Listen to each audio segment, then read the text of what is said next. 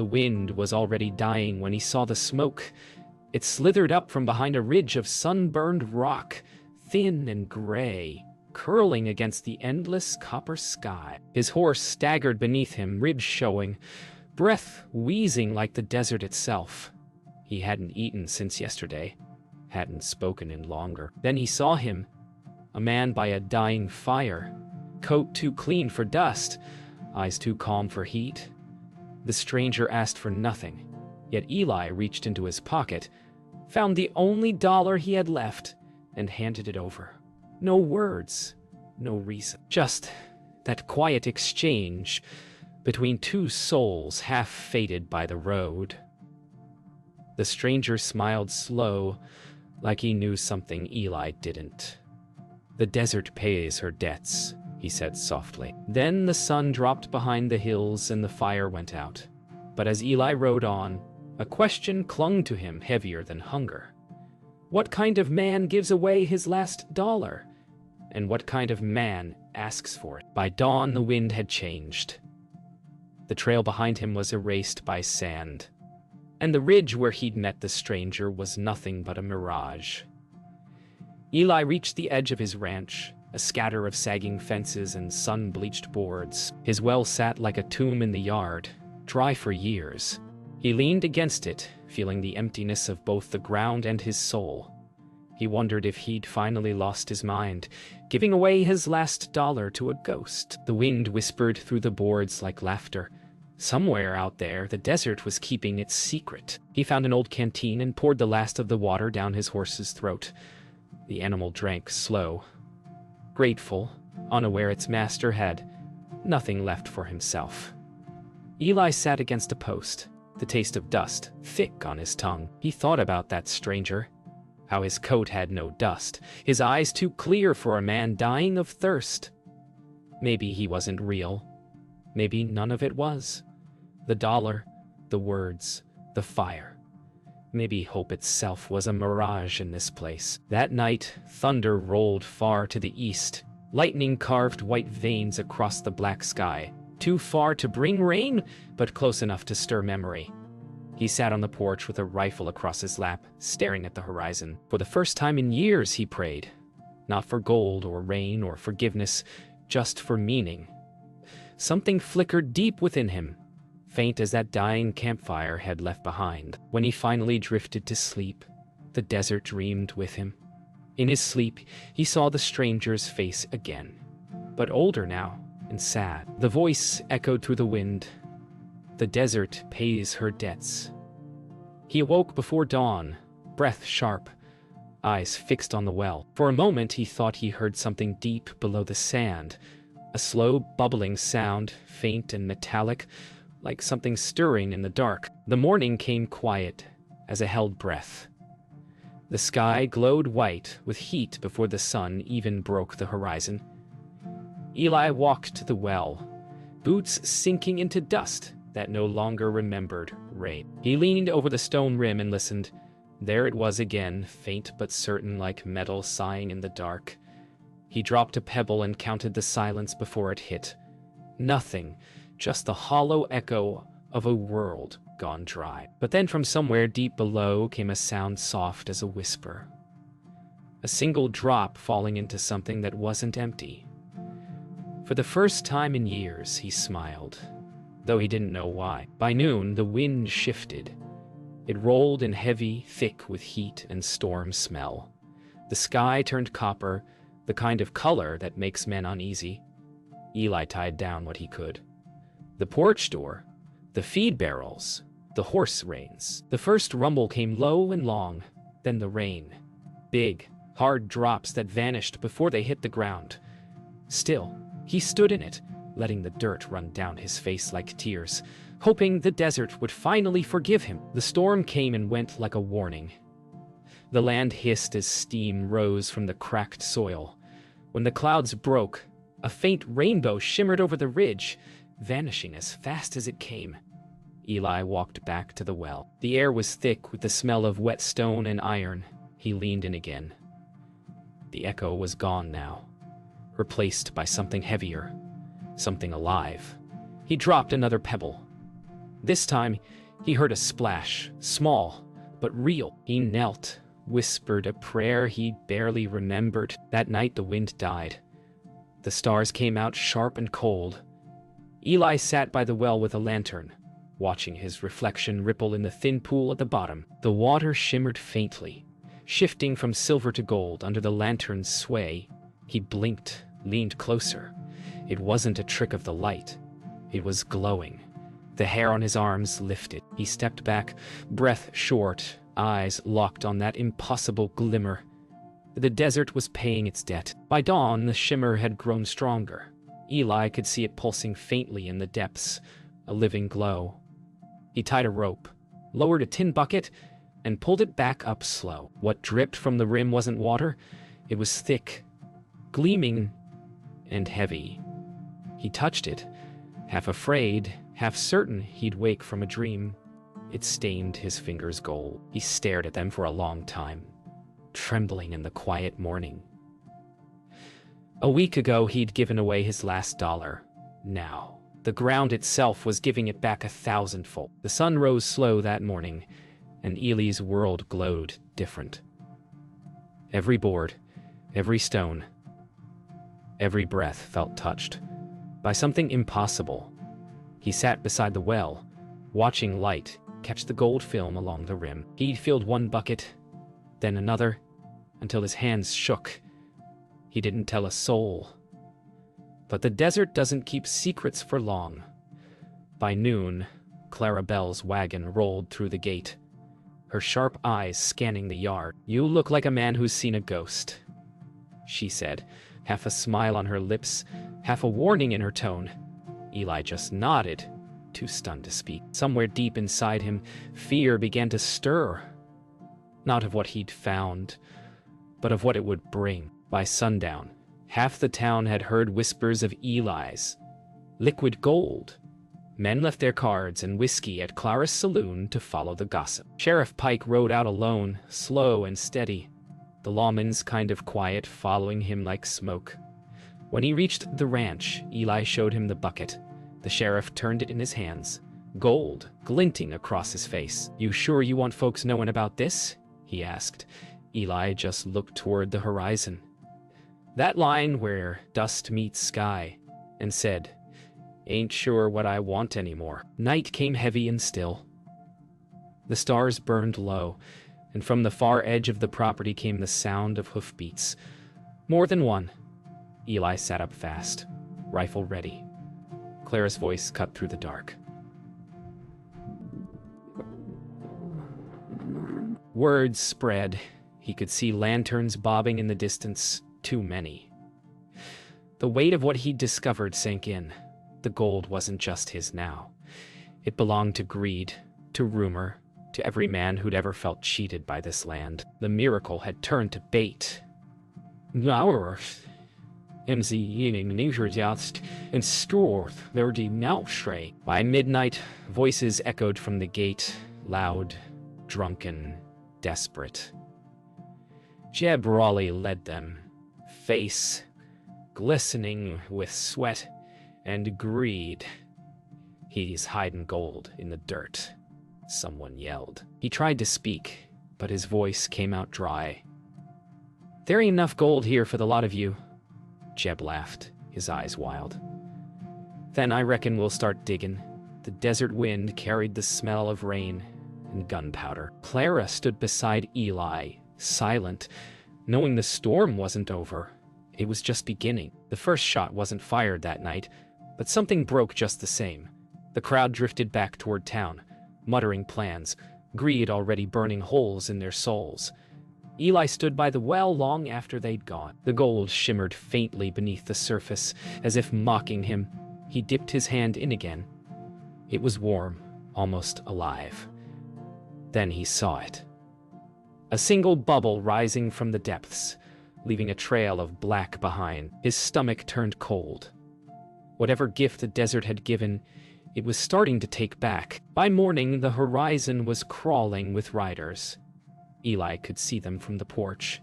Dust clouds swelling, the sun glinting off rifle barrels. They came not as men, but as hunger wearing faces. The gold in the well pulsed faintly, darker now, thicker. Clara stood at his side, eyes fixed on the approaching mob. "I'll tear this place apart," she whispered. Eli didn't answer. The stranger's voice still echoed in his head. "The desert pays her debts." He wondered which side of the bargain had landed on. They arrived shouting, swearing, demanding. Jeb's voice cut through the noise like a whip.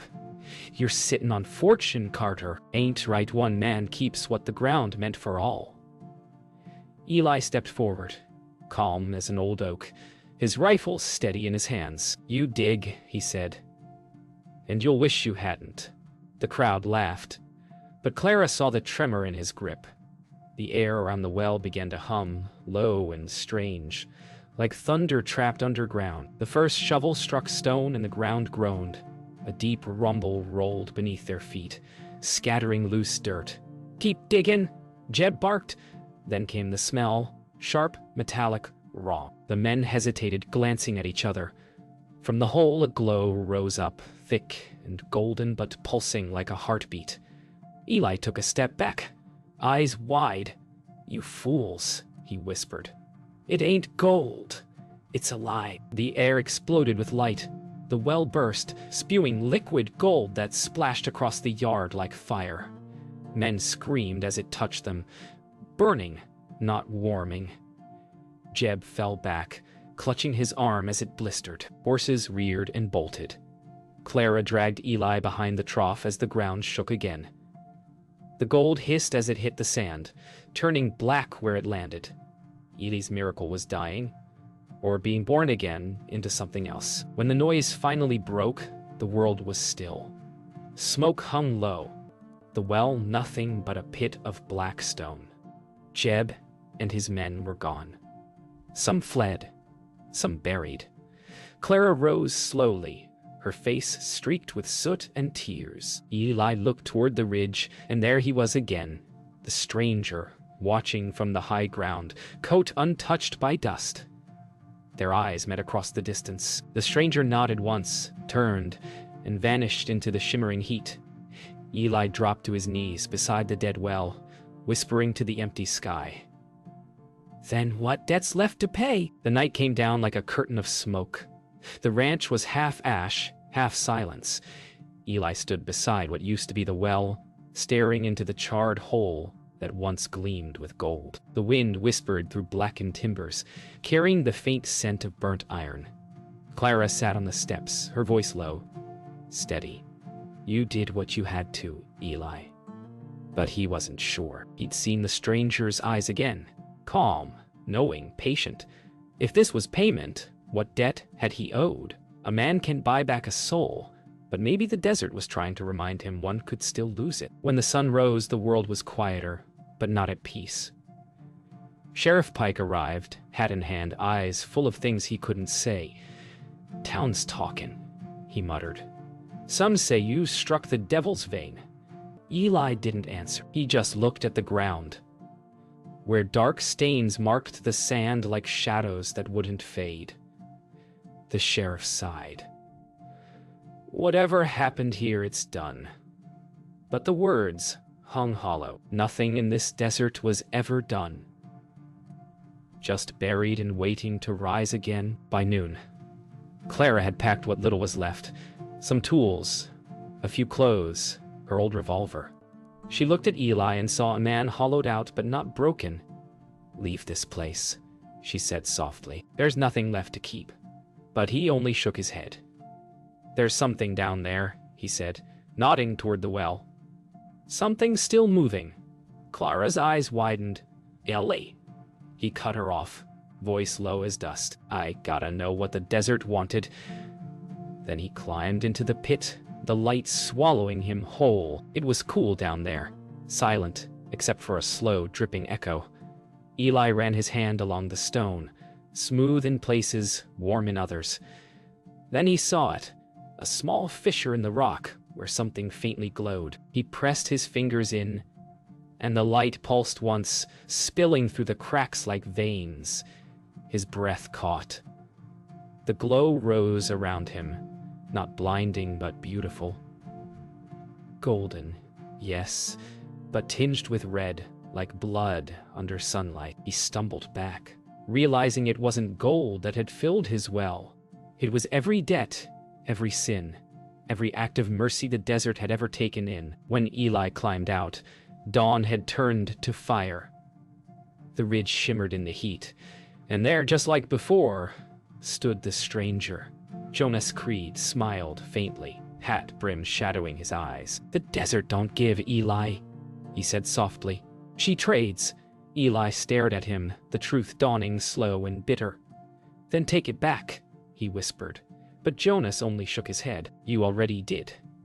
Then, with the wind rising, the stranger turned and walked toward the horizon until the light took him. Eli watched, the weight of gold still on his hands, and realized what it was. Not fortune, not curse, but the cost of grace. Days passed, and no one came. The riders were gone. The gold was gone, and the land had gone quiet again, as if the desert had finished its story. Eli sat on the porch through every sunrise, staring at the blackened pit where his well once lived. Then one morning, he heard it. Soft, steady, certain. Drip, drip, drip, drip. He stood, heart hammering, and walked to the edge. Deep below, something shimmered. Not gold this time, but clear, bright water. The kind that sang when it moved. He sank to his knees and laughed, the sound breaking the silence like a prayer, answered too late, but still true. Clara came back that afternoon, riding slow through the valley. She dismounted without a word, just staring at the well as if seeing a ghost reborn. "Water," she whispered, voice trembling. Eli nodded. "No.